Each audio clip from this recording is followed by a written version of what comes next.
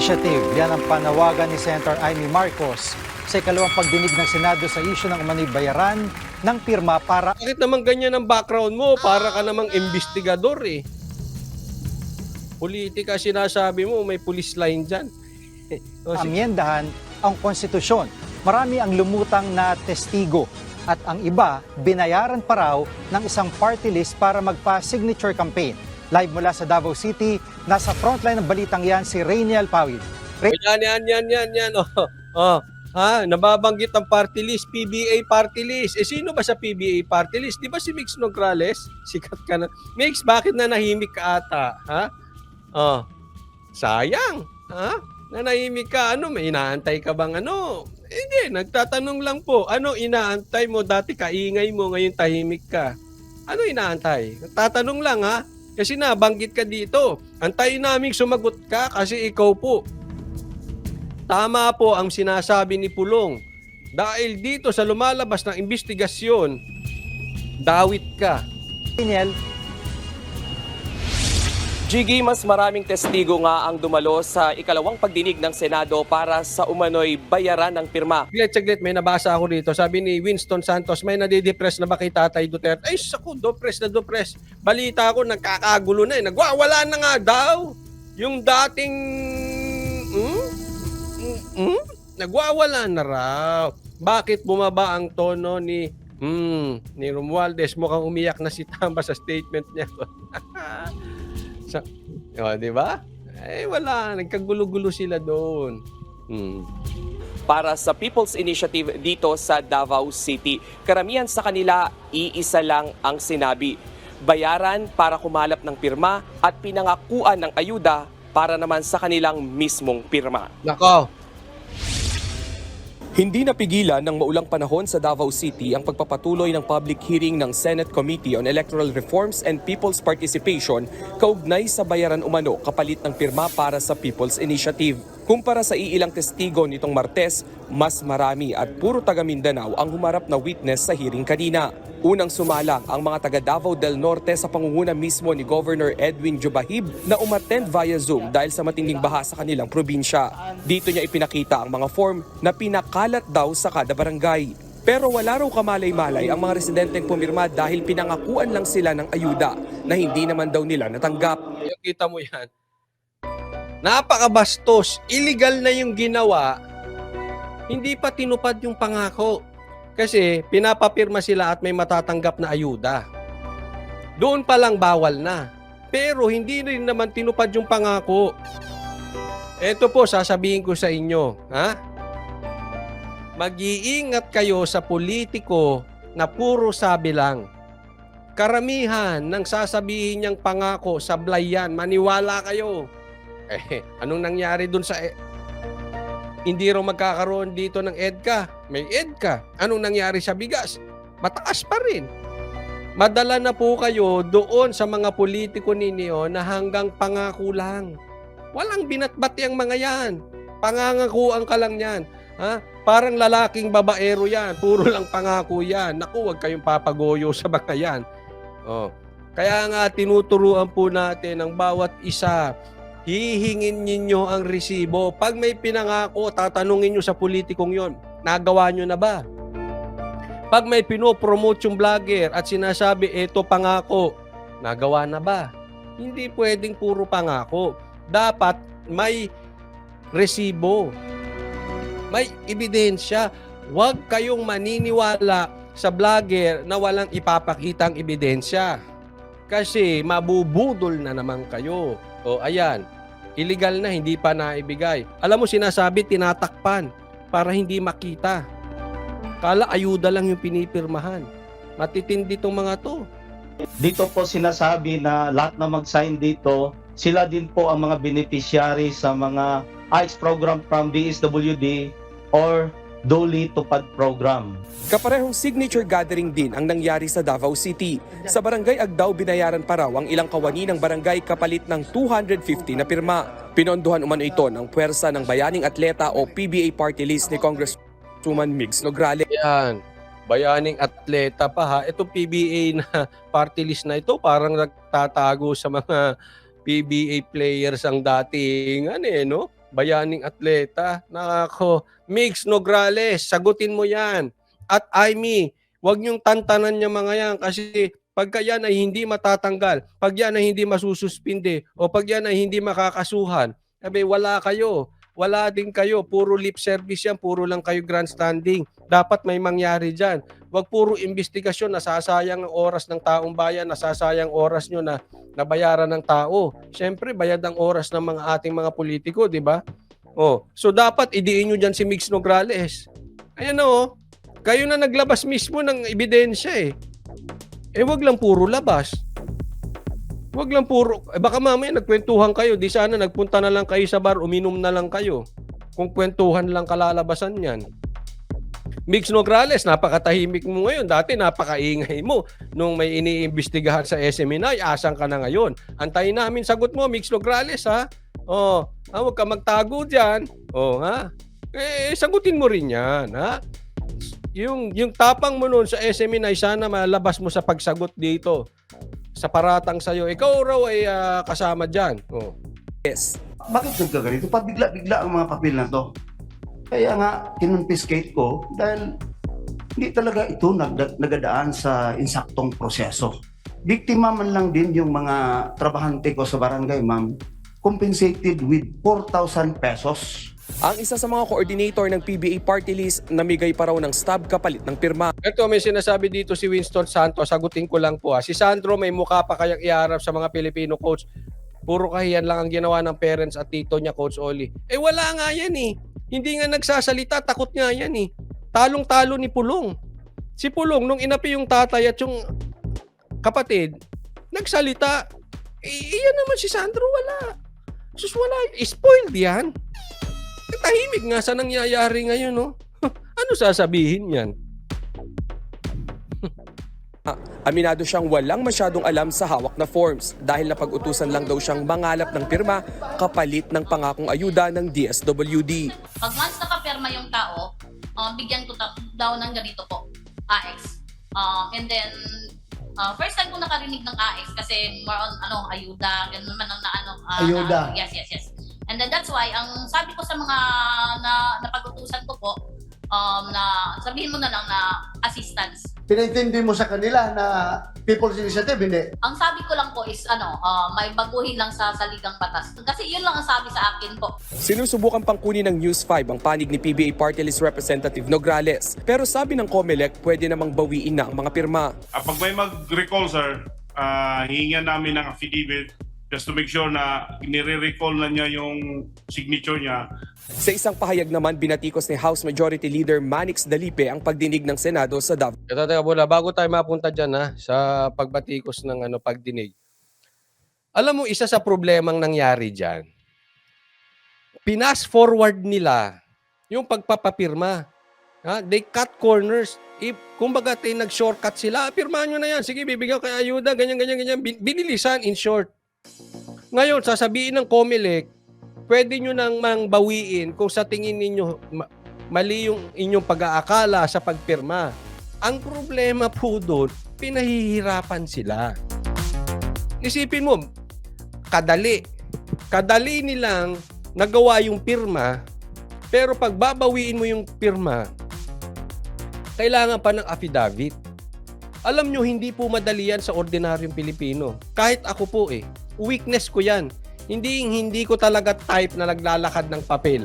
Enrollment nga, ayoko Sa school, nung nag-i-enroll, bayaran ko yung class fee, enroll mo na lang ako. Ayoko nung naglalakad, no? But, ang ibig kong sabihin, bakit mo pahihirapan? Pinadali nyo yung pagpirma, yung pagbawi ng pirma, pahirapan nyo. In short, ayaw nyong bawiin.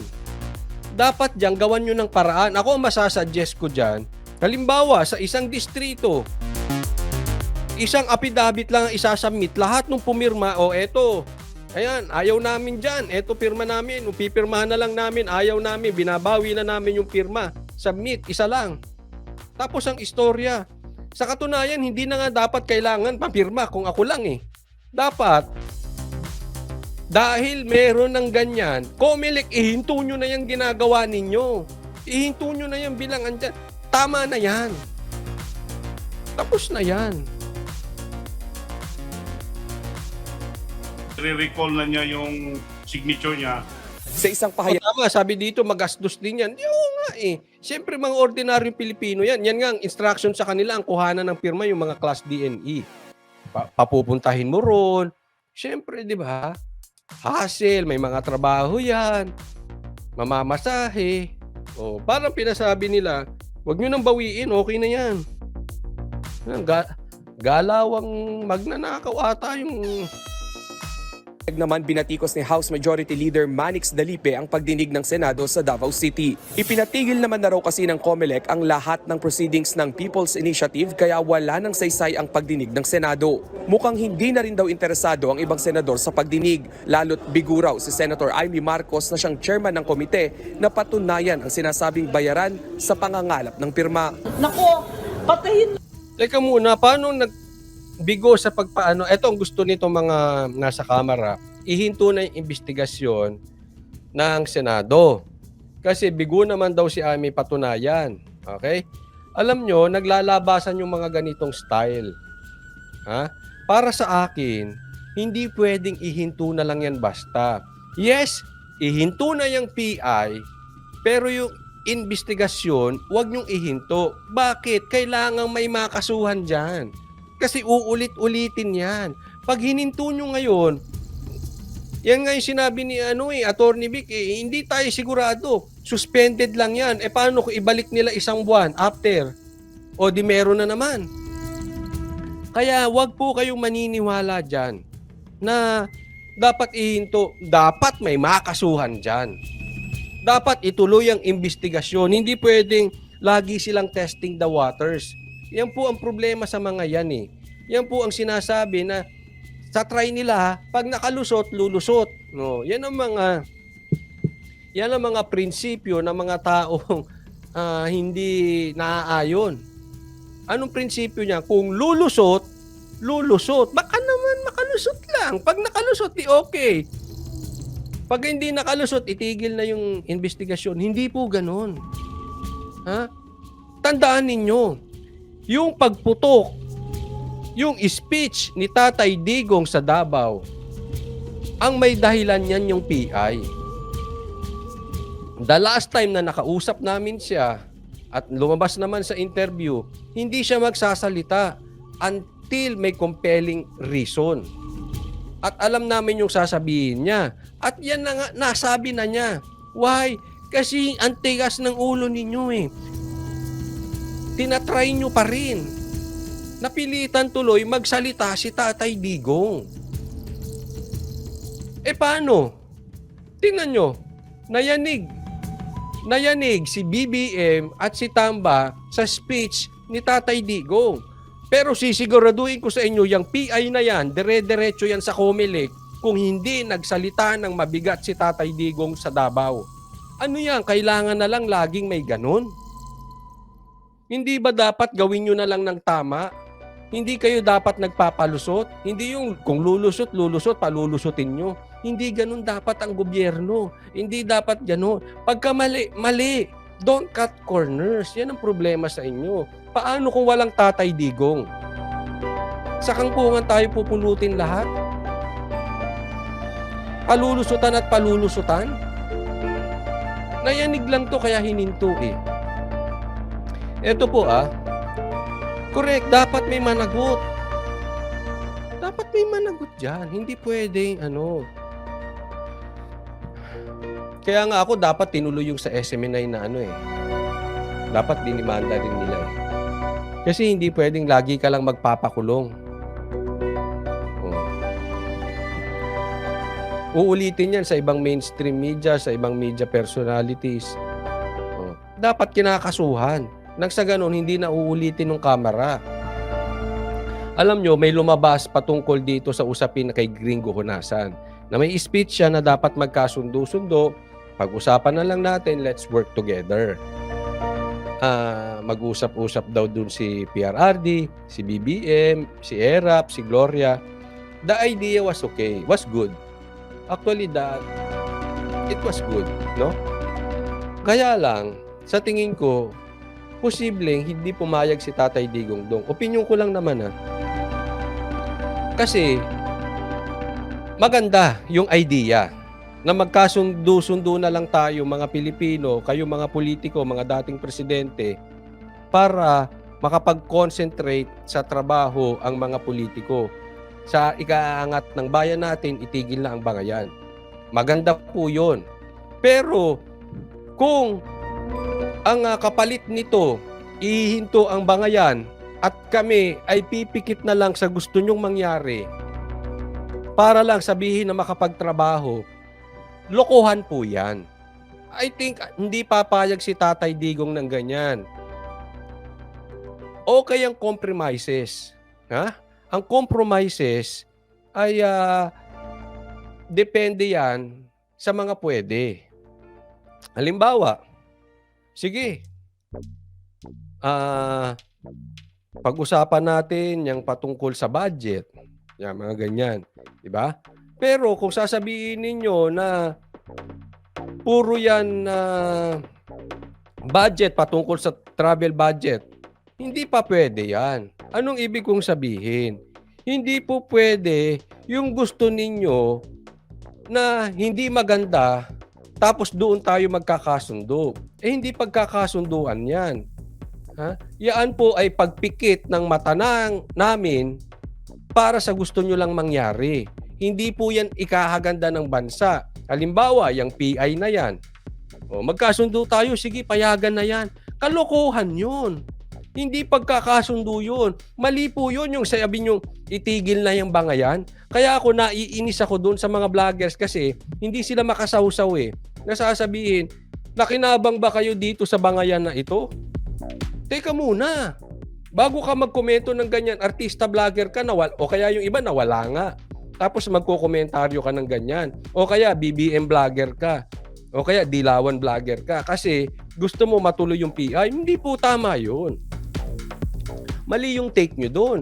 Na huwag magbangayan. So, bisibihin nyo, pumayag na lang kami sa PI. Mali yun. Hindi po pwede.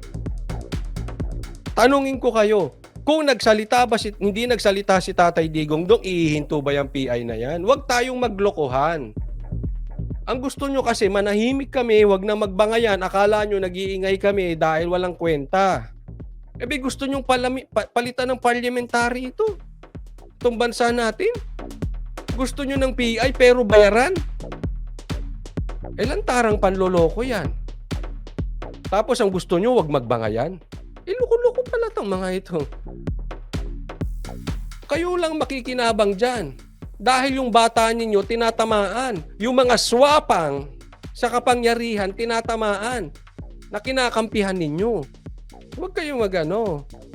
Pwede sabihin natin, sige, wag na tayong magbangayan. Pwede ba? Saka na yung PI. Pwede, sige. Pwede ba? Bumaba na yung mga adik? Pwede, sige. Huwag tayong magbangayan. Pero kung sasabihin ninyo, hindi natin iimbestigahan yung mga smuggler.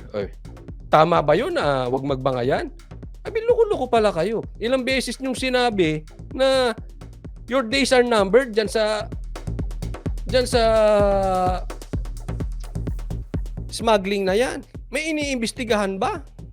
Nung pinag-aatupag nyo, PI. Tapos sasabihin nyo, magtrabaho na lang tayo. Loko-loko pala talaga kayo. Niloloko nyo taong bayan. Ang gusto nyo trabaho, PI? Hindi nyo trabaho yan. natin itong PI na ganito. Umpisahan natin lang maayos. Yun nga yung Resolution 6. Balikan natin yan. Aralin natin to. Magpasa tayo ng maayos na batas na nagtatakda ng pamamaraan na maayos. Sa akin, Senator Amy, dapat may makasuhan dyan. O kaya kahit di makasuhan, pababain mo. Panawagan mong pababain yung mga yan para hindi ka mukhang salita lang. Yung mga meron kayong ebidensya, nasangkot sila dyan sa illegal na pagpapapirma na yan. Illegal po yan, bribery po yan. O ano yun? Pag-uusapan lang natin, tas wala na. Pag kaming mangmang ang nakagawa ng krimen, may kalalagyan kami pag kayo. Kwentuhan lang. Huwag tayong maglokohan dyan, Senator Amy. Anuhin mo yan. Ha? Hindi po pwedeng ganyan-ganyan lang yan. Bawal ang suhol. Talagang hindi for sale ang kaluluwa at budhi ng Pilipino.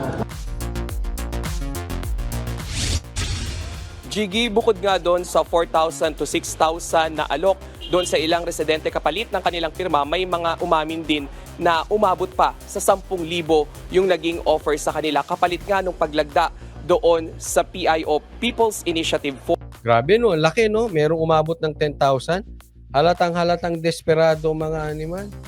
Talagang may maliliit. Siguro kung lulusot, papayag kayo, magpapipirmahan kayo, lulusot. O kaya malaki yung take ng inyong barangay captain, sa kanya yung iba, sa inyo 100 lang. Pero ito siguro, hindi kumukuha yung kapitan o yung barangay ano nyo dyan. 10,000, grabe. Ngayon, may nangakuha rin tayo na impormasyon na yung ilan sa kanila ay sinuhulan pa na i-forge o kopyahin na lang o dayain yung mga pirma ng ibang mga residente sa kanilang nasasakupang barangay. Sa ngayon, kinuha na ng Senado yung lahat ng ebidensya para nga matuldukan na ang usapin dito sa People's Initiative. Jiggy. Maraming salamat, Ray. Kailan sumagot ka dyan, ha? Kinokonta ka raw, Mix Nograles, pero walang binalita kung ano yung sinabi, so I assume hindi ka po nagpa-contact or hindi ka nagbigay ng statement. Antayin namin ang statement mo, Mix Nograles, dahil ikaw po ang tinuturo dito. Lumalabas na tama po si Pulong Duterte sa sinabi niya. Pakisagot po. Sana po sagutin ninyo yung tanong, kayo ba ay involved dyan sa PI na yan at bayaran dyan? Involved ang inyong party list.